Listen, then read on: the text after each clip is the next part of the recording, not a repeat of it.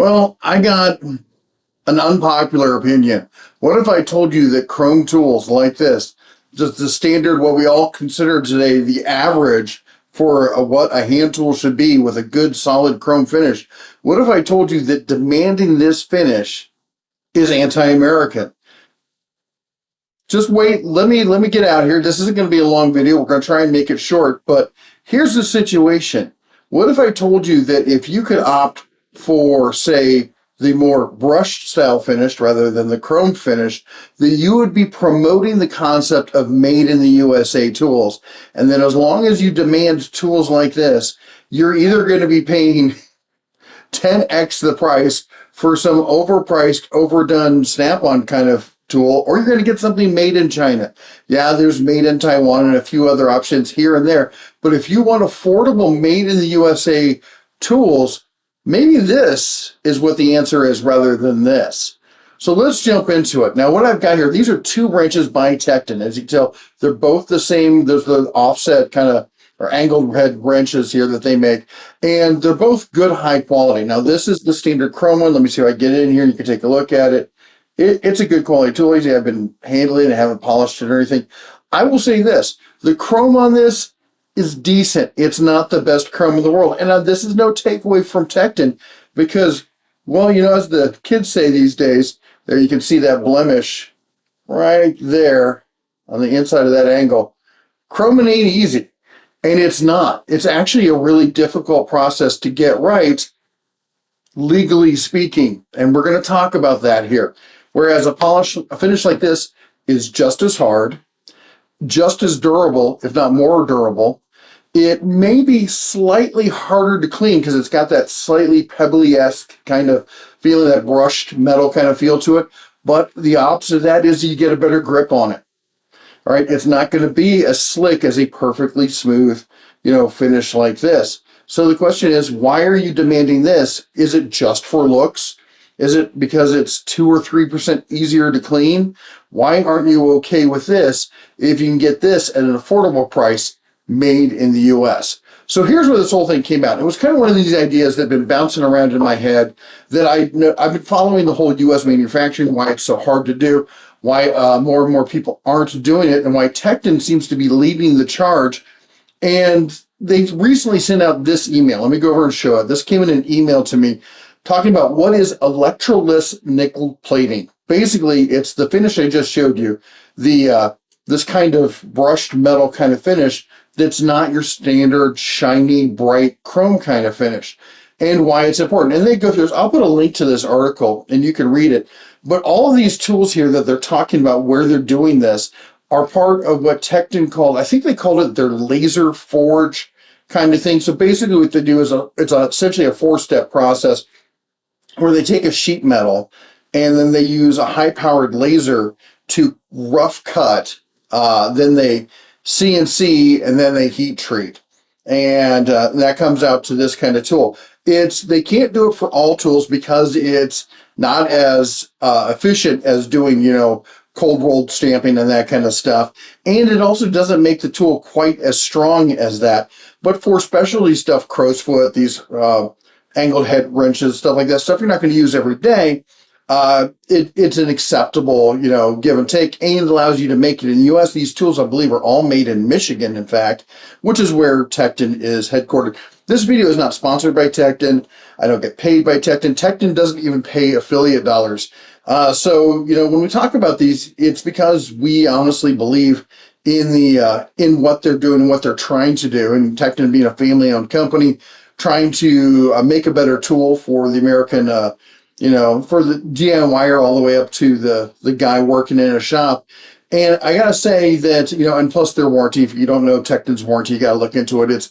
It's probably on par with Harbor Freight for the best. They're probably the best two, if different warranty standards that you're going to see in hand tools in the U.S.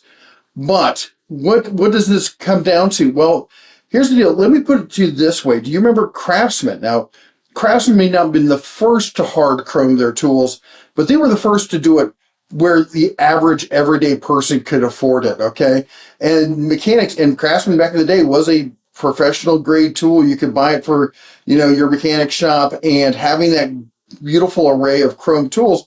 In fact, there was a lot of internal fighting. I think it was Tom Dunlop who pushed it, and the guy who was his boss thought it was ridiculous. But what Tom understood is that guys wanted to have pride in their tools when they had them all laid out and that bright, shiny look. It looked good and gave them confidence. And I get it. There's an emotional response to that. But we're at a point in time where maybe we have to get past that level of emotion. So these are some vintage Craftsman tools, but you guys don't know, recently in the past, I think the past year or so, even Craftsman failed at making hand tools in the U.S. When they got bought by DeWalt, the biggest tool company that there is. They promised, we're going to bring manufacturing back to the U.S. And they built this huge multi-million-dollar plant in Texas, so close. And they said they were going to get this thing up and running. Of course, the plague hit and everything else. And at the end of the day, they shut it down. I mean, who builds something like that, invests that kind of money, and then just walks away and stating, well, we just couldn't make the tools. And it wasn't that they couldn't make them. They couldn't make them effectively at price. And that's where this comes into. So why is chrome the deciding factor? And I keep telling people, and a lot of people keep saying, well, it's because consumers are they won't pay for quality, or they won't do this or that. And they keep trying to blame the consumer. And I keep saying, no, it's unions in the EPA that have manufacturers in between a rock and a hard place.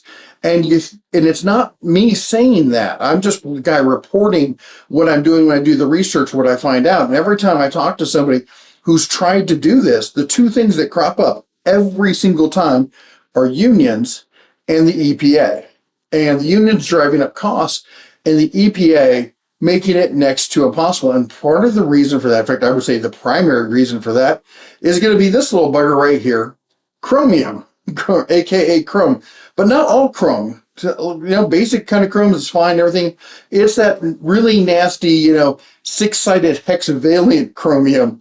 And if you're not familiar with hexavalent chromium, you should watch this movie called Aaron Brockovich. Really great movie.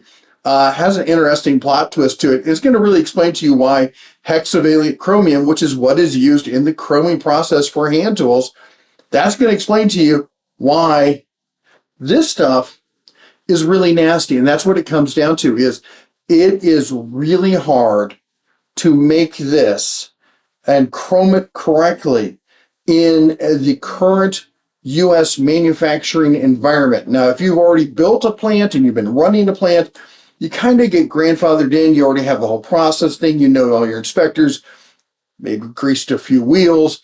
But if you're trying to start up something new, you have not in my backyard. You have, you get building approvals and all that's kind of standard stuff that goes along with it. As hard as that is, and then you throw hexavalent chromium on top of it, it makes it next to impossible. SK, been doing it for years. They changed ownership a few times. Notorious for hard, not great chrome that flake off, not have a great finish. And the reason being, it ain't easy to do chrome at the compliance level necessary to keep people safe. If you want to chrome in China, I don't think their EPA is all that too stringent on the rules, if you know what I'm saying. So when you're looking at chrome, consider this. Do you really need it to be chrome, or is that just an emotions kind of thing? I hear people say, oh yeah, because I like the brushed look. I'm not a big fan of chrome. Ask anyone on the channel. I try to dechrome my truck, everything. I don't like chrome. It's a personal thing, but who cares about that? I do like the polished look, so maybe I've got some bias. But here's the deal. Are you ready to accept the electroless nickel plating, the not hard chrome, but still hard finish, just as durable, if not more durable, getting a little bit of extra grip, maybe takes a few extra seconds to clean? Are you ready to accept this? Are you ready to tell manufacturers, hey, I don't need hard chrome if you can make it in the US? I want to see your comments down below. Are you willing to make that leap away from hard chrome? Let me know. Anyway, that's all I got for you today. We got a whole bunch of Black Friday deals coming up. Make sure you subscribe, you ring the bell, you don't miss out. We got a bunch of stuff from Harbor Freight coming in. 2 more new meme tools that are going to be the must-haves, just the absolute must-have tools. So make sure you've rung the bell on that. Anyway, that's all I got for you right now. You all take care. God bless. And as always, shine on.